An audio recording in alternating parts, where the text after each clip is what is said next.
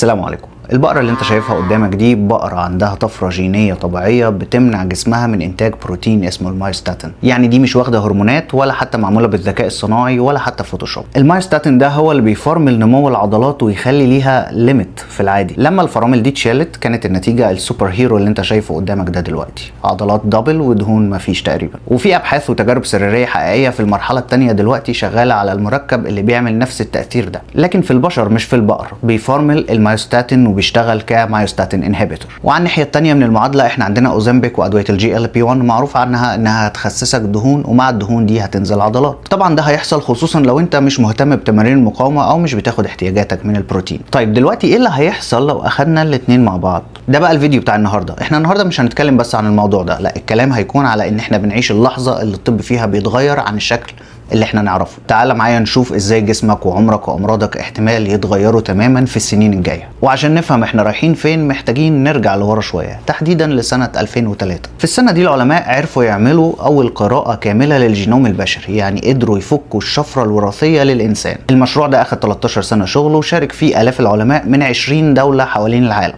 عارف بقى الحكايه دي كلفت كام؟ 3 مليار دولار. 3 مليار دولار علشان نقرا الجينوم بتاع شخص واحد. طب تفتكر العمليه دي بتكلف كام دلوقتي في 2026؟ يعني هي بتكلف من حوالي 100 ل 300 دولار بس، وبتخلص في كام ساعه وانت قاعد بتشرب القهوه بتاعتك كمان. احنا هنا بنتكلم في انخفاض في التكلفه بنسبه 99.99%. طبعا ده تطور مرعب، اسرع حتى من تطور اجهزه الكمبيوتر والموبايلات اللي احنا اوريدي بنقول عليها تطورها سريع جدا. قانون مور شخصيا بتاع الكمبيوتر يقف مكسوف قدام سرعه التطور اللي حصل في الجينوم الوراثي. المنحنى ده بقى هو قانون اللعبه في الطب. اي تكنولوجيا بتبدا غاليه وخياليه بكره تبقى حقيقيه وموجوده وارخص كتير وفي المتناول كمان. طب ما تيجي ندخل بقى على اول ثوره حقيقيه، وهي الهندسه الوراثيه بتقنيه كريسبر. زمان كان في مرض مرعب اسمه الانيميا المنجليه، وده مرض وراثي بيخلي خلايا الدم الحمراء تتشوه وتبقى شبه الهلال او المنجل. فالخلايا دي تبدا تسد الاوعيه الدمويه وبتمنع الاكسجين، فتعمل للمريض نوبات من الالم بشعه بتكون كأن حد بيطعنه بسكاكين في عظمه. ده غير تلف الاعضاء ونقل الدم المتكرر طول العمر. فكان العلاج عباره عن مسكنات ونقل دم وحاجات شبه كده. طيب بس ايه اللي هيحصل لو احنا صلحنا الكود الوراثي نفسه اللي تعبك ده؟ في ديسمبر 2023 تم اعتماد اول دواء في التاريخ بيستخدم مقص كريسبر الجيني اسمه كاس-جي-في. طب هما في العلاج ده بيعملوا ايه اصلا؟ بياخدوا الخلايا الجذعيه اللي هي بتصنع الدم من المريض نفسه، وبيدخلوا بالمقص الجيني كريسبر يقطعوا جين رخم اسمه BCL11A، والقطع ده بيخلي الجسم يرجع يكون هيموجلوبين جنيني سليم 100% ما بيتشوهش. والخلايا المعدله بقى بترجع تاني للمريض وتبدا تبني دم جديد وصحي تماما تاني. نتيجه الكلام ده كله في التجارب السريريه ان اكتر من 90%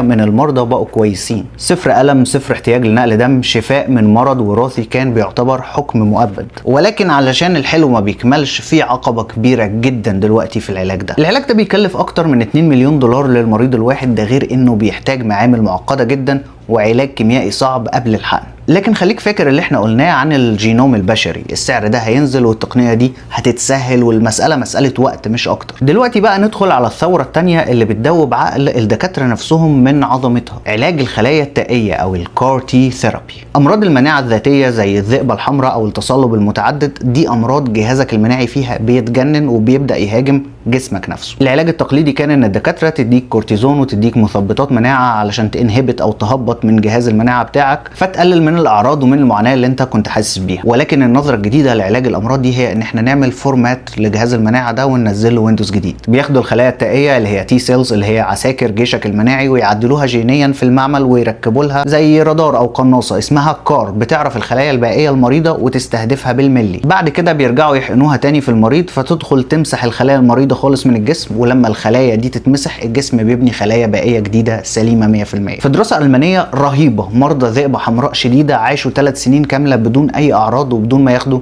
حبايه دواء واحده. وفي يناير 2025 جامعه شيكاغو الطبيه اطلقت تجارب المرحله الثانيه لعلاج 3 امراض مناعيه مستعصيه بنفس الطريقه. في دكتوره في الجامعه دي اسمها ياسمين فينتورا. الدكتوره دي قالت اند اي كوت: احنا ما عندناش اي علاج في الطب قادر يوصل لشفاء كامل بدون ادويه في الامراض دي، لحد ما وصل الكارتي او العلاج بالخلايا التائيه. وخليني اقول لك ان بنفس الطريقه العلاج بالخلايا التائيه ده بيعالجوا بيه دلوقتي سرطانات الدم. بنقدر ناخد جزء من الخلايا المناعيه الخاصه بالمريض نفسه ونبدا نعدل فيها في المختبر بحيث تبقى قادره على التعرف على الخلايا السرطانيه ومهاجمتها بدقة أكبر بكتير. بعد كده بيتم إرجاع الخلايا دي تاني لجسم المريض، فتساعد جهاز المناعة بتاعه على محاربة السرطان بقوة ودقة أكبر، بنسبة استجابة تصل ليه وأحيانا تتجاوز 90% حسب نوع السرطان، وبدون الأعراض الجانبية المتعارف عليها للكيماوي زرع النخاع. بالمناسبة دي الفيديو ده برعاية شركة سيرينوفا، وهي شركة من الشركات القليلة جدا اللي تقدر توصلك للعلاج ده بأسعار أقل كتير من باقي البلاد اللي بتوفره. فلو عندك او تعرف حد مريض لا قدر الله باحد الامراض دي اللي هم الليمفوما واللوكيميا الليمفاويه الحاده والميلوما المتعدده، خصوصا لو ما فيش استجابه من الكيماوي او زرع النخاع، تواصل معاهم على الايميل اللي انا هحطه قدامك على الشاشه دلوقتي، وابعت لهم التقارير، واوتوماتيك هيتم عرض التقارير على بروفيسور يقيم الحاله باستشاره مجانيه. انا كاتب لكم الايميل على الشاشه، وهسيب برضو الموقع والايميل في الديسكربشن او في التعليقات. طيب نيجي بقى للثوره اللي مكسره الدنيا والناس كلها بتتكلم عنها، ادويه التخسيس الحديثه الجي ال بي 1 زي الاوزمبيك والويجوفي،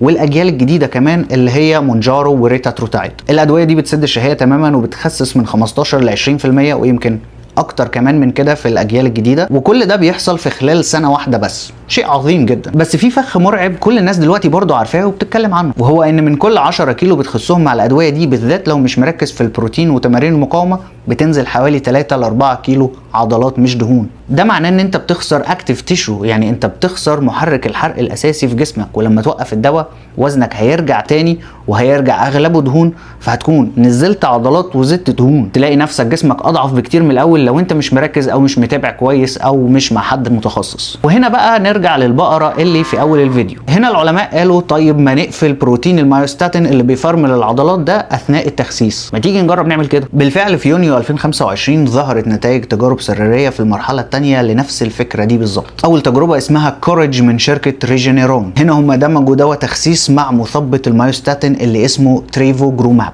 ولقوا ان المرضى حافظوا على 81% من عضلاتهم وخسروا 27% دهون اكتر. وفي تجربه ثانيه اسمها امبرازي لشركه سكولر روك، والنتيجه كانت ان 85% من الوزن المفقود كان دهون صافيه، 15% بس كانت عضلات، مقارنه ب 30% مفقوده مع دواء التخسيس لوحده. فاحنا كده ما بقيناش بنتكلم في تخسيس، احنا كده بقينا بنتكلم في اعاده تشكيل للجسم البشري علشان يبقى اقوى وصحي اكتر. طبعا الدواء لسه ما دخلش المرحله الثالثه، ولسه في اعراض جانبيه بيشوفوا ازاي ممكن يتجنبوها، بس تخيل معايا شكل الطب في 2040 ممكن يبقى عامل ازاي. انت ممكن جدا ما تروحش للدكتور علشان يكتب لك دواء ضغط او منظم سكر او كورتيزون للمناعه علشان تعيش عليه طول عمرك. الكلام ده احتمال كبير جدا يبقى موضه قديمه ومتخلفه كمان. في 2040 انت احتمال تروح العياده تعمل فحص جيني، الدكتور يقول لك انت عندك استعداد وراثي للمرض الفلاني، تعال نعدله. جهازك المناعي بدا يتجنن، تعال نعمل له ريست بكارتي في خلال نص ساعه. عايز ايه تاني؟ عايز تحافظ على وزنك وصحه قلبك وعضلاتك؟ خد توليفه جي ال بي 1 مع مايوستاتين انهبيتور والدنيا معاك هتبقى زي الفل. العلم بقى بيتحول بسرعه من فكره التعايش مع المرض لفكره الشفاء التام من الجذور. المستقبل اللي احنا كنا بنقرا عنه في روايات الخيال العلمي وبنشوفه في افلام مارفل احنا مش مستنيينه، احنا بنعيش لمحه منه حاليا. بس لحد ما ده يحصل انت تقدر تتواصل معايا على الانستجرام او الايميل لو حابب تشترك في الوان اون وان كوتشنج، سواء كان هدفك فات لوس او ماسل جين. انا هعلمك ازاي تعمل ده في الكوتشنج علشان مش بس توصل لنتائج، لا انت مش هتحتاج اي حد تاني بعد الكوتشنج. برضو كاتبهم على الشاشه هنا وهسيبهم في الديسكربشن.